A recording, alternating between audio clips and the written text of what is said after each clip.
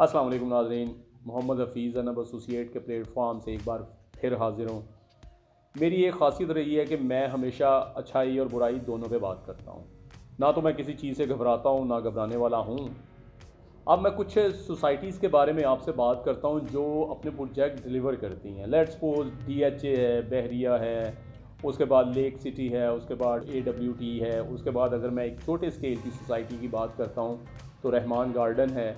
उसके बारे में मैं आपको ये बताता चलूँ कि वहाँ पे 10 मरले का प्लॉट इस वक्त तकरीबन करोड़ प्लस है, इस वाली कंडीशन के अंदर भी।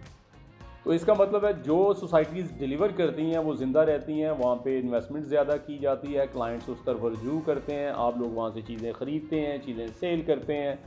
अब मैं इसको थोड़ा सा और कैलकुलेट करता हूँ, कुछ 2-3 सोसाइटीज़ इस तरह की हैं जहाँ पे आप चीज़ फ़ौरी बाय कर सकते हैं और फ़ौरी उसी महीने के अंदर अगर आप सेल करना चाहें तो आप सेल कर सकते हैं, रेट का ज़्यादा डिफरेंस नहीं आएगा उसमें। जैसे लेट्स सपोज़ डीएचए है, अगर आप कुछ प्लॉट वहाँ पे बाय करते हैं और मुझे यकीन है 1 से 2 माह के बाद आप बेचने आएँगे, तो आप यकीनन चाहे वो थोड़ी प्रॉफ़िट हो, आप प्रॉफ़िट में बेच के जाएँगे। इसी तरह मैं बहरिया की बात करता हूँ तो सेम एज़ आप थोड़ी प्रॉफ़िट उसमें भी निकाल लेंगे। अगर लेक सिटी है या दूसरी 2-3 सोसाइटीज़ हैं इसी तरह। अब मैं इसी के ऑपोज़िट साइड पे कुछ ऐसी सोसाइटीज़ के बारे में भी आप लोगों से बात करना चाह रहा हूँ, जो एक करप्ट तरीन सिस्टम का हिस्सा थी। कुछ लोगों को ऐसों को भी मैं जानता हूँ जो सरकारी जॉब कर रहे थे, जो 20-25 हज़ार वहाँ से सैलरी मिल रही थी उनको आज से 8-10 साल पहले। वो बेचारे छोटी-छोटी इंस्टॉलमेंट वहाँ पे दे रहे थे ताकि वहाँ से उनको एक प्लॉट मिलेगा, कल को घर बनाएँगे, फैमिली के साथ सेटल हो जाएँगे, वो भी वहाँ फँसे हुए हैं। उनका एक प्लॉट था, कुछ थोड़े जो बेहतर कंडीशन में थे, उन लोगों ने वहाँ 5 फाइल्स लीं, इंस्टॉलमेंट देते रहे, वो भी फँसे हुए हैं। कुछ ओवरसीज़ आप बाहर मुल्कों में बैठे हुए हैं, वहाँ से आपने 10-10 फाइलें ख़रीदी, वो ले ली, इंस्टॉलमेंट देते रहे, वो भी आप लोग भी फँसे हुए हैं। इस तरह ए टू ज़ी सारे उन सोसाइटीज़ के अंदर, बल्कि मैं सोसाइटीज़ और करप्ट सोसाइटीज़ के अंदर फँसे हुए हैं।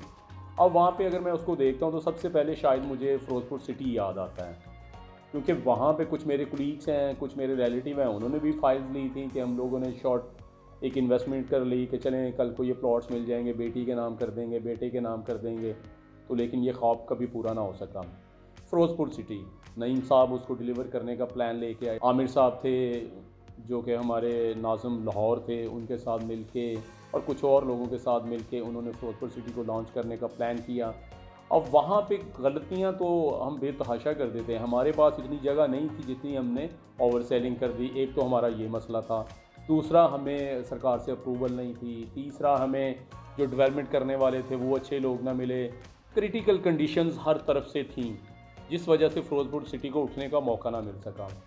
मलिक नईम साहब से 1-2 दफ़ा मैं उन दिनों मेरा भी स्टार्ट था प्रॉपर्टी के अंदर, मैं मिला तो मैंने मलिक साहब को कहा कि मलिक साहब प्लीज़ इस पे सोचें, इसको इस तरह डिलीवर नहीं कर पाएँगे आप लोग प्रोजेक्ट, तो आपके पास लैंड नहीं है। उससे बेहतर है कि आप छोटा-मोटा एक सेलिब्रेशन रखें यहाँ पे, जो आपके क्लाइंट्स हैं उनको कॉल करें, उनको इस बारे में ब्रीफ़ करें कि ये कंडीशन चल रही है, मैं लैंड परचेज़ नहीं कर पा रहा, तो शायद ये प्रोजेक्ट डिले में चला जाए, तो आपके पास जो लैंड पड़ी है आप उसको लेके आ जाएँ। कोई मसला नहीं, लोग आपसे ताउन करेंगे। लेकिन वो कहते हैं ना कि पैसा एक अंधा चश्मा होता है, आपकी आँखों में लग जाता है, वो आपको कुछ दिखाई नहीं देता।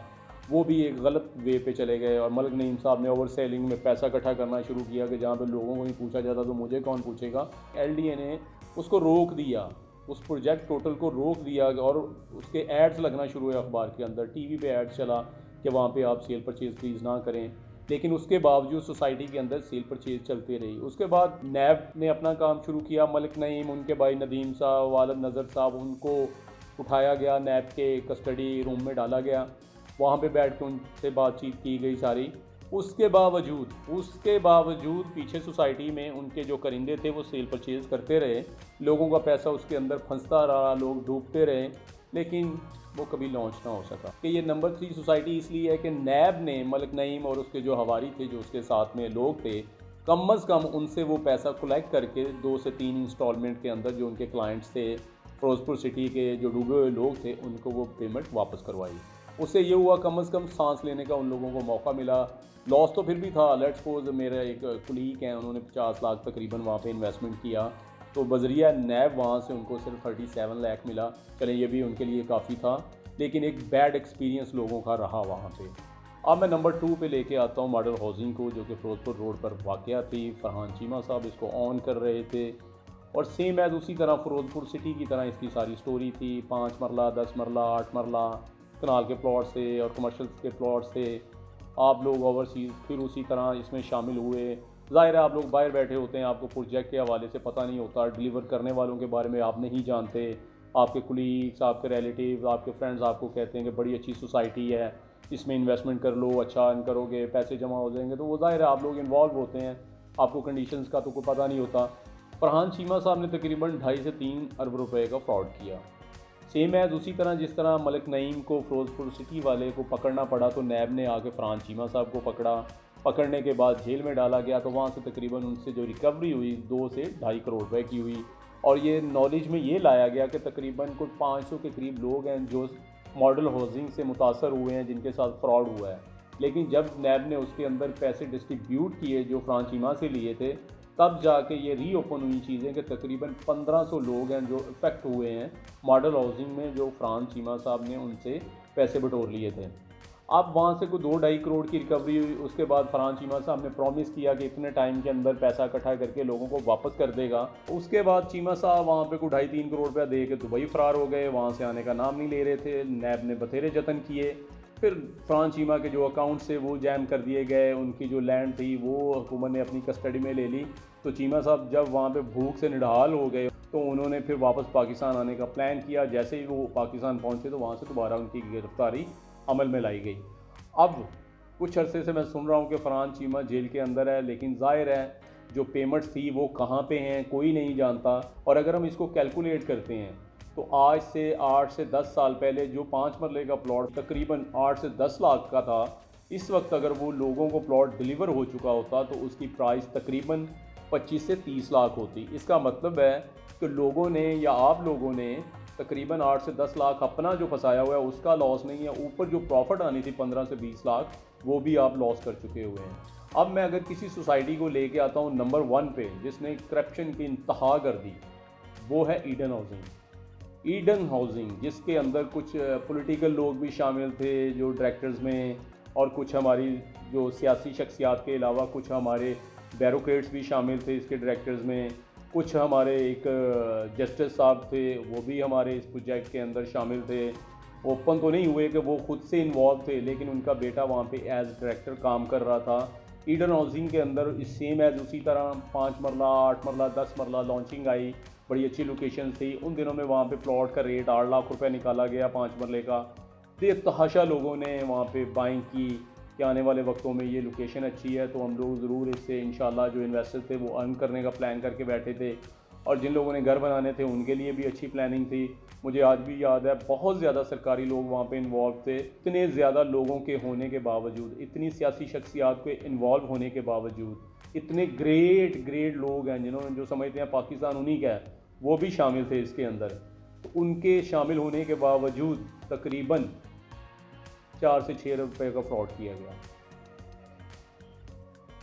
फिरोजपुर सिटी मॉडल हाउसिंग, इनसे तो लोगों ने नैब ने पैसे कलेक्ट करके लोगों को दे दिए। ईडन हाउसिंग वालों से कौन पैसे लेके देगा, मुझे कोई समझ नहीं आ रही, क्योंकि इतने बड़े बड़े मगरमच्छ इसमें इन्वॉल्व थे।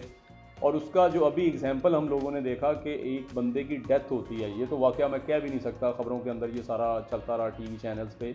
एक बंदे की डेथ होती है, उसको दफनाने के लिए कब्रिस्तान लेके जाते हैं, वहाँ पे लोग एहतजाज करते हैं, उसके ऊपर लिखा होता है कि या अल्लाह इसको माफ़ी ना मिले।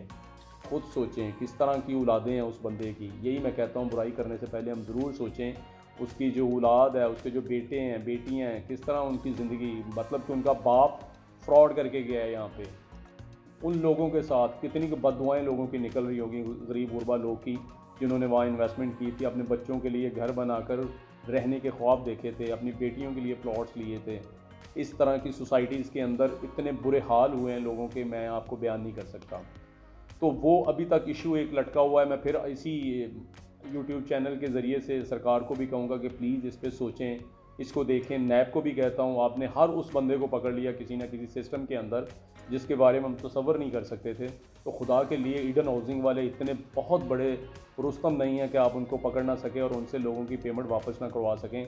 लेकिन एक अच्छी खबर साथ में ये भी है इसके एंड पे कि सुनने में आ रहा है कि उसको DHA वाले टेक ओवर कर रहे हैं। तो उससे ये होगा कम से कम वो टेक ओवर करेंगे तो जो पेमेंट्स जिन लोगों की फंसी हुई है वो उनकी वापस हो जाएगी। और दूसरा जो हमारे सुनने में आया कि जो लोग वहाँ पे प्लॉट्स लेना ही चाहेंगे कि हम लोग यहीं रहना चाह रहे हैं, डीएचए वाले ये कह रहे हैं कि बाकी जो पेमेंट्स कम होगी उनकी इंस्टॉलमेंट कर दी जाएगी और वो पेमेंट लोगों से कलेक्ट की जाएगी और डीएचए डेफिनेटली वो उस प्रोजेक्ट को डिलीवर करेगा एंड ऑफ द डे। इन सारी बातों के बाद कुछ और भी सोसाइटीज़ हैं, जैसे कि मैं एक दिन अखबार मेरी नज़रों से गुजरा, तकरीबन 6000 सोसाइटीज़ हैं पूरे पाकिस्तान के अंदर जो करप्शन की इंतहा पे हैं, जिन्होंने कुछ डिलीवर नहीं किया, जो कुछ डिलीवर नहीं करना चाह रहे, लोगों का अरबों खरबों रुपया इसी तरह फंसा हुआ है। प्लीज़ सोचें, देखें, जाके उसके बारे में उसको परखें, उस जगह को लोगों से उससे के बारे में इंफॉर्मेशन लें कि ये सोसाइटी कैसी है, लोग कैसे हैं, इसको डिलीवर कर पाएंगे कि नहीं कर पाएंगे, तब आप इन्वेस्टमेंट किया करें। उसके बाद दूसरा ये, हमेशा मैं एक ही बात करता हूँ, ब्रांड के साथ जाएँ। देखें, आप डीएचए के साथ जाएंगे, एंड ऑफ द डे आपको डिलीवर होगा। बहरिया के साथ जाएंगे, end of the day deliver होगा। लेक सिटी और बहुत सारी सोसाइटीज़ हैं जिनके साथ बड़े आराम से आप काम कर सकते हैं, इन्वेस्टमेंट कर सकते हैं, वहाँ पे घर बना सकते हैं। प्लीज़ जब भी पेमेंट लगाने का प्लान करें, कोई ना कोई किसी न किसी डीलर से ज़रूर मशवरा करें कि ये मैं करने जा रहा हूँ। इजाज़त चाहता हूँ इंशाल्लाह। और प्लीज़ वही बात एंड पे कि चैनल को सब्सक्राइब करें। Thank you. अस्सलाम वालेकुम।